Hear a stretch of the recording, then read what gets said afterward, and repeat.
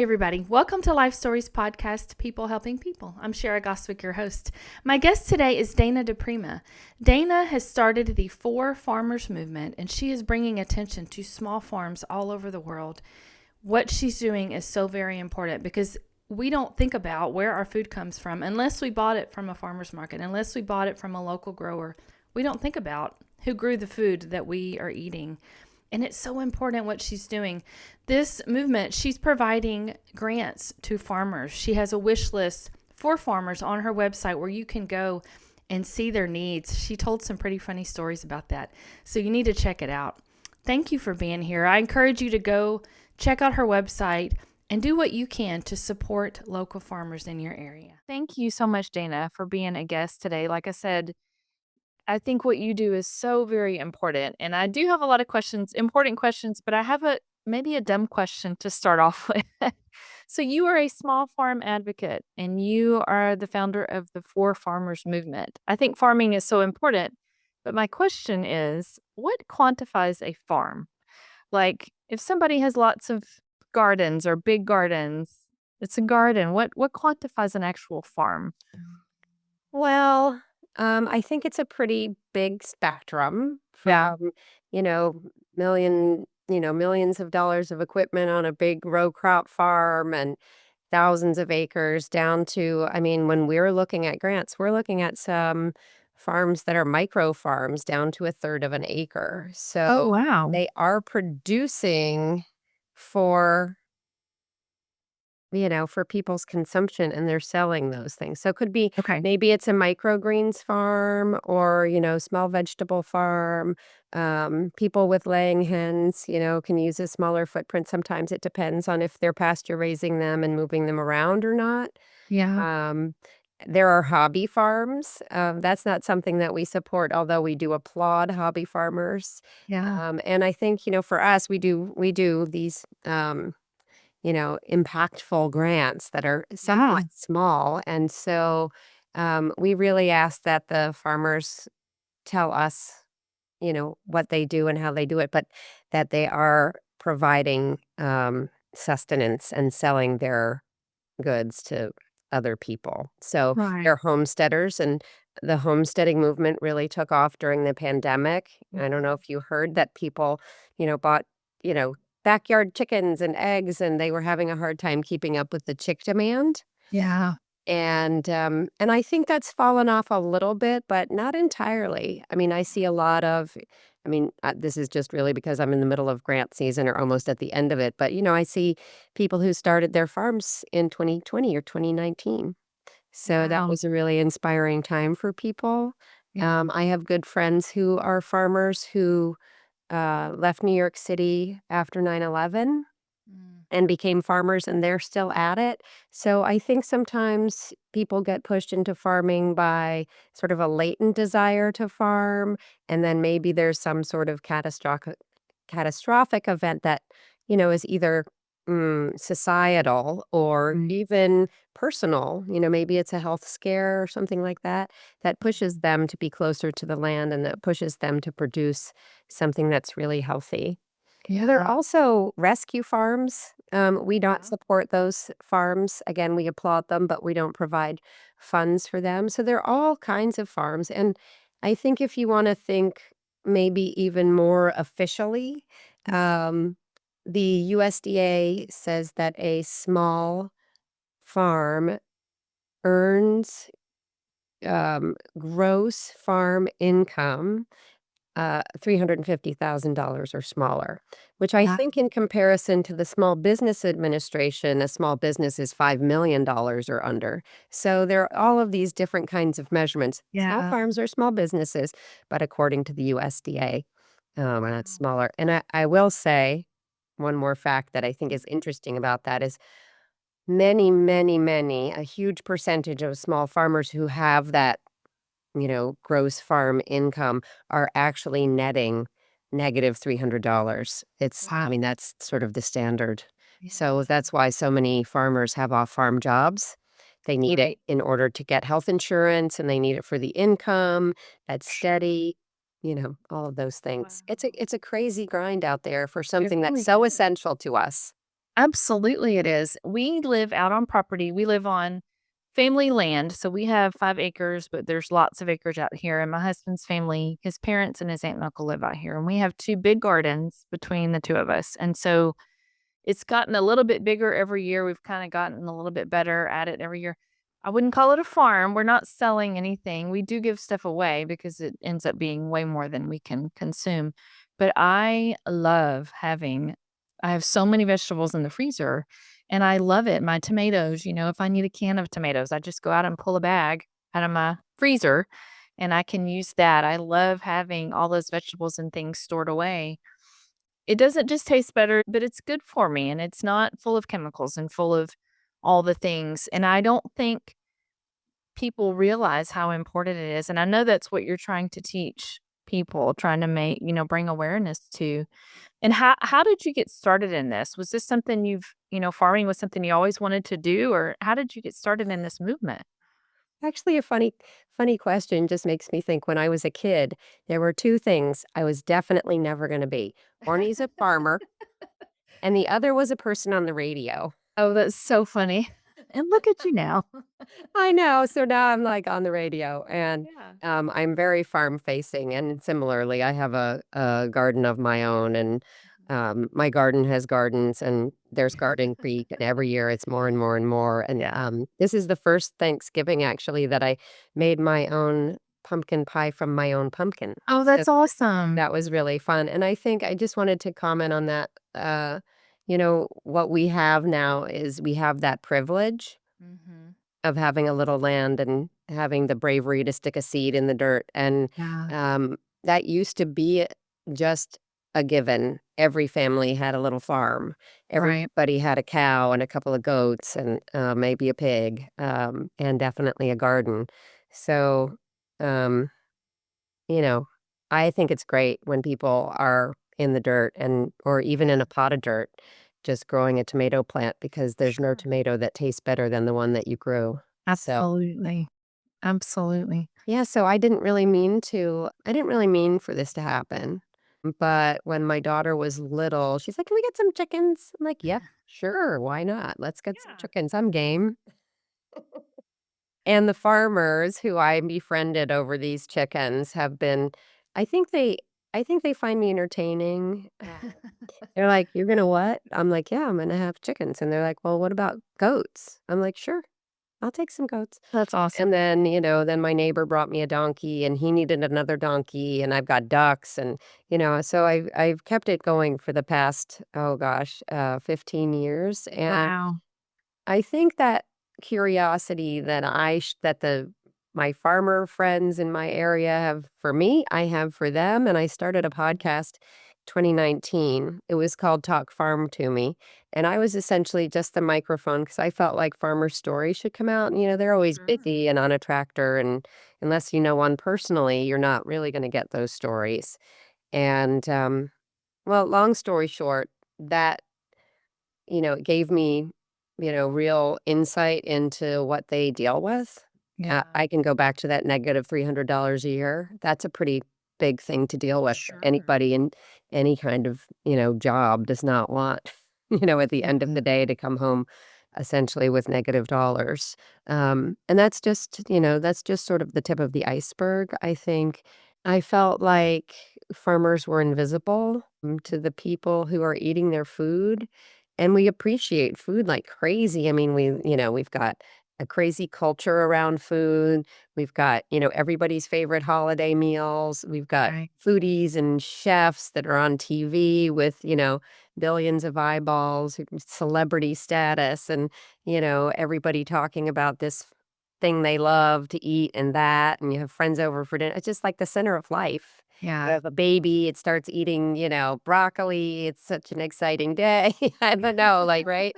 Like, it's so central, and the people behind it, I just felt were invisible, and I didn't think that was okay, and so, really an event, I, had been kind of thinking about where my podcast was going and, was there a bigger purpose? And all of a sudden it hit me that there was, and I started the Four Farmers movement. I basically wrote a 40-page manifesto and was like, "This is what I've gotta do with this." And, of course, I have some friends and who would listen to me, for a minute.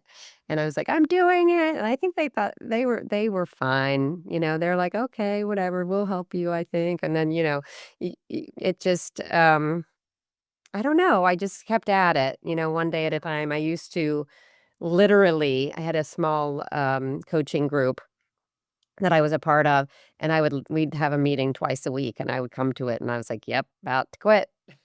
And I'd be fine on that would be Tuesday, I'd be fine on Wednesday, and then Thursday, I'm like, "I'm totally quitting this. What am I thinking?" Yeah. Because I didn't wanna start, supporting farmers in my backyard. I wanted Yeah. to support farmers across the country.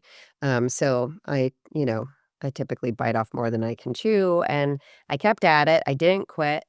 And this is the first year in 2025 where I really feel like it's humming along on its own. It's got Yeah.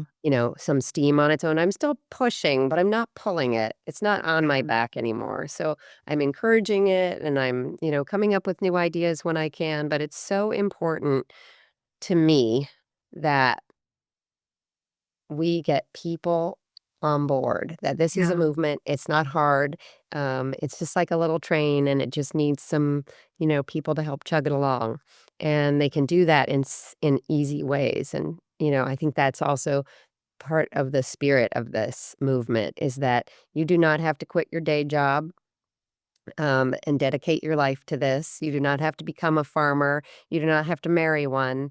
You have to, you there are so many easy ways to do it. I'm certainly happy to talk about those, but I really feel like Mm. it's it's just important that you can integrate this into your daily life. It's not like, Mm. "Oh, I'm gonna, you know, do one big thing one day and forget about it." There are just a bunch of Right. little things that you can do, and they do move the needle. For farmers is living proof that that Yeah. works. Well, that one of the questions I was gonna ask is, you said you were ready to quit after so much time. It's, overwhelming for people to start something like this. Do you have a piece of advice that somebody that wants to make an impact? Is it just keep going? Just if you have your plan and your idea, just keep going, or what is it? Well, I think so. I mean, Yeah. I kept going and Yeah. always in a lot of different directions. I think you have to remember that not everybody has the same perspective that you do, Right. right? And that they're not passionate about the same things. And so you have to look for intersections. I'm always looking for that. Like, do you think my donkeys are cute? Okay. Ah, right? Like, do you like cheesy Hallmark Christmas movies like I do? Right. I think we can, I can probably weave farmers into that conversation. Um, some people like to listen to podcasts. Some people like to read a blog. Some people want a weekly letter. Some people don't want to be bothered with something in their email inbox every week. So I sort of, I look at people that way. I'm like, okay, well, what might appeal to them? You don't want to give a dollar to me? Let me help you give a dollar directly to a farmer by buying them some work gloves before the winter comes. I think Yeah. that would be great, and here's how you do it. Really easy, click, click, click. So, I think it's also really important to ask the right questions of yourself, Yeah. like, are you in it for the right reason? Um, are you going in the right direction? Don't be afraid to pivot. I was going down the road with Talk Farm to Me, which is I I loved love the that name. name. I I think love that's the awesome. name. I Yes, I love do it so too. much. I have a coffee cup. It's so cute. My logo That's is awesome. adorable. Um, and I realized that if I wanted to convince someone to think about farms that doesn't think about them and doesn't care and doesn't know why to care, they're certainly not gonna turn on Talk Farm to Me. The Right. people who are gonna turn on Talk Farm to me are the small farmers, the people I've already got in my, linked arm to arm, right? They're Right. like, "Ooh, people I understand. Let me see what's going on at Joe's farm. That could be cool." Right. And so I pivoted last year, I guess it was last year or earlier in 2025 maybe. I wonder how many months it's been, but I changed the name of my podcast to One Bite is Everything. Yeah. And it's really from your plate out into the world. And I think that, people care very deeply about their health. They Mhm. care deeply about their own communities. Some people care a little bit more about, how our communities interact, especially urban and rural. So Yeah. that could be an issue for people and the politics that come along with that. People Yeah. care about their environment. people have no idea how to help their environment either, Right. right? They're like, Right. "What do I do? Do I get a hybrid car? Does that work? It's got a battery. Is the battery bad?" Everybody like, "Do I stop using paper towels?" I stopped using Right. paper towels for a year. My mother was fit to be tied. She's like, Yeah. "I'm bringing my own paper towels to your house." I'm like, "Oh gosh, this is not Oh, that's so working." funny. Yeah. And also, like, people care about their wallets. They care about their Yeah. economy, right? So all of these small farms across the country are addressing all of those different things. And so I just sort of turned my same podcast into, sort of that perspective. Let's talk about what's important to you and how Sure. some of this can, intersect with what's important to you. So Yeah. one bite That's is awesome. everything because I think people don't realize when, they take a bite of that food on their plate that it crosses over communities and economy and Right. their environment and certainly intersects with their personal and family health. Sure. One of the small ways that the For Farmers movement provides for folks to support their farmers is that you can nominate your farmers for a grant. Oh, really? Yes, that's Okay. how our grant program works. And basically, at the beginning of October, and I tweak it a little bit here and there every year, and I say that because I'll tell you what's going to happen in 2026. But around October, we get people across the country to nominate their farmers. We have nominations from all 50 states, Wow. and those farmers then find out about the For Farmers movement and that we have these high impact grants that they can Yeah. apply for. So it's one way that we spread the word to farmers. Yeah. But the other part of that is really the most important part is that invisibility factor is addressed through a nomination. Yeah. So it's like, I see you. You're a farmer I respect. You're a farmer in my community. You're a farmer in my social media community. And I want to honor you with a nomination. So Yeah. our farmers feel seen and valued. And that is really essential. It's also for a very proud population who doesn't like to say, "Hey, I could use some help." Right. It's a Right. permission slip to apply for a grant and that you Yeah. honor that nominator. Now, this is we're in our 5th round of grants, and we'll do our 6th next year. We were really overwhelmed with applications. We had a 70% spike in applications Wow. last year, which talks a little bit about, well, the movement, like I said, is Yeah. moving, but also the need is there. It's very strong. And Yeah. so in October, what's happening? We're in the middle of harvest season. So Yeah. they get nominated. They're like, yay, now they have to do an application. Oh no, right? Our applications are very, very straightforward. Yeah. They're really actually quite easy to fill out. It's the hard work is reviewing all of them. Yeah. I mean, Um, but I always am listening to farmers, and I know that that's a tough season. So, in 2026, we're gonna take a small pause, but in January, we will open up the nominations process again, okay. and we'll do it, so anytime anyone learns of the For Farmers Sure. movement, they will be able to go to forfarmersmovement.com, and they will be able to nominate their farmers. That's So awesome. I expect we'll be at 50 states as we always are very quickly, but hopefully we'll be reaching more farmers. Yeah. The application will be open as well. So we'll have a rolling application process. It will still be awarded at the end of the year. Yeah. But I think that's going to help.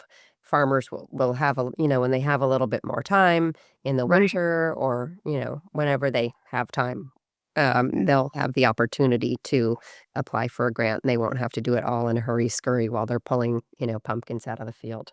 Right. Well, the grants were gonna be my next question. Do you have a story about a farmer that received a grant that was really affected by that? I have a 190 stories, actually. Just tell me one. I just one. Oh gosh. Well, I have a few, quickly. We supported in our first 6 grants. It was a 6 grant experiment.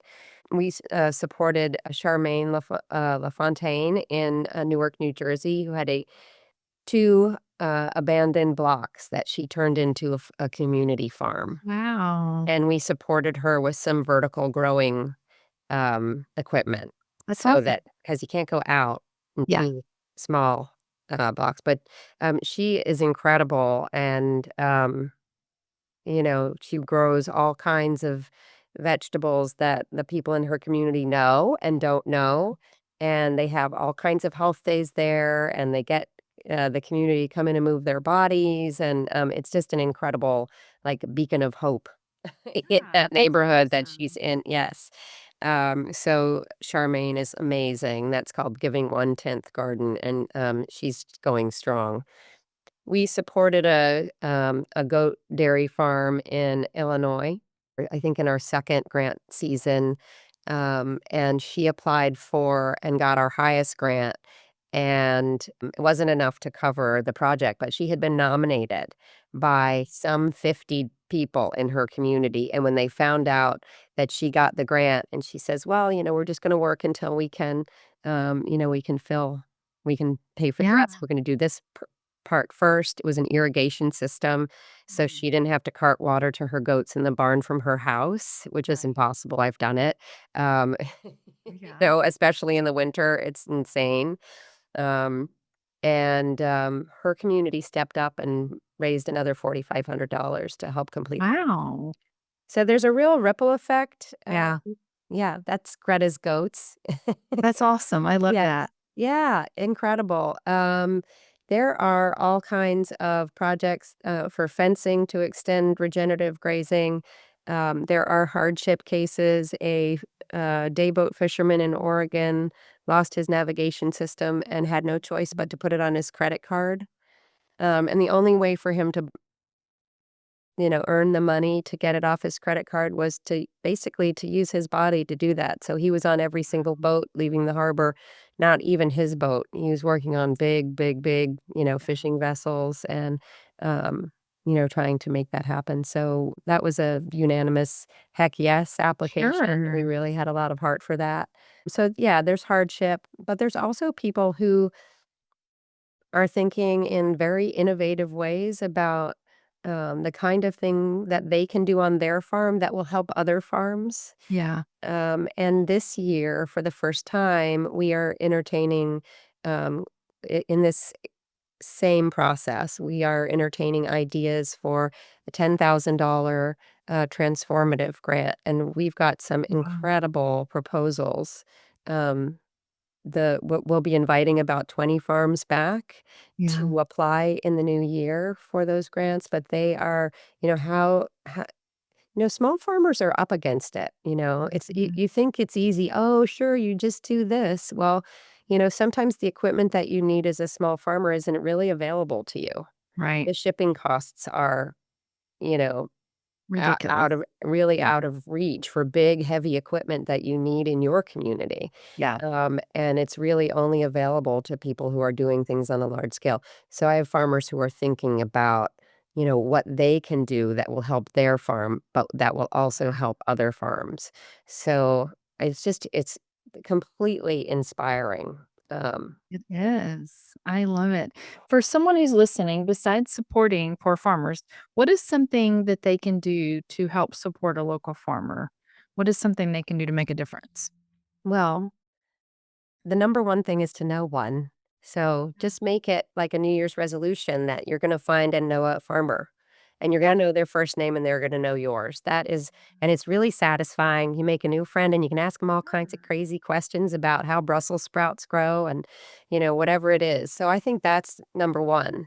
Number 2 is maybe you're meeting that farmer at your local farmer's market, right? Mhm. Don't just go to the farmer's market a couple times a year. Like when your friend says, "Hey, it's pretty out. Do you want to go to the farmer's market?" Or "Let's go get an apple cider donut," or, Yeah. whatever else it is that you love to get there. Make Right. a habit of going on a regular basis, like on a weekly basis. And maybe if that is, not convenient for you, maybe maybe split with a friend, right? Yeah. Have a friend go 1 week and go the next week. So figuring out a way to support a farmer.